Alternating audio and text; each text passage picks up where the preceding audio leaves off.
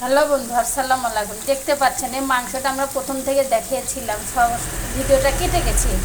সাবধানে আদা গুঁড়ো, ধনে গুঁড়ো, জিরে গুঁড়ো, গরম মশলা গুঁড়ো, পেঁয়াজ, তেজপাতা দিয়ে আমরা এটাকে সোমবার দিয়ে তেলানি দিয়ে তুলে দিয়েছি, দিয়ে মাংসটাকে এখন আমরা কষাচ্ছি। কিন্তু এই ভিডিওটা আমাদের কেটে গেছে, ভুল হলে আমাকে অনেক আপনাদের কাছে আমি ক্ষমা চাইছি, ভিডিওটা প্রথম থেকে দেখাতে পারলাম না।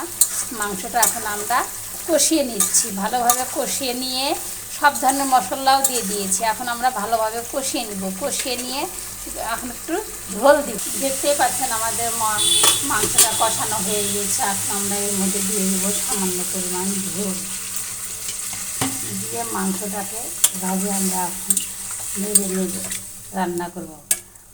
প্রথম থেকে আমাদের রান্নাটা আপনাদের দেখাতে পারলাম না, চাইলে আমাকে ক্ষমা করে দিয়ে।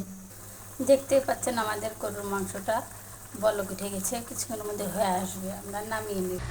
দেখতেই পাচ্ছেন আমাদের গরুর মাংস রান্নাটা হয়ে গেছে। দেখে কেমন হয় কমেন্টে জানাবেন এবং সবসময় আমার পেজের সঙ্গে থাকবেন। আমি আপনাদের কাছে আবার ক্ষমা চাইছি, আমার রান্নাটা প্রথম থেকে ভিডিও করতে গিয়ে কেটে গেছিলো, তাই আপনাদের কাছে বারবার ক্ষমা চাইছি, আমাকে পারলে ক্ষমা করে দিন।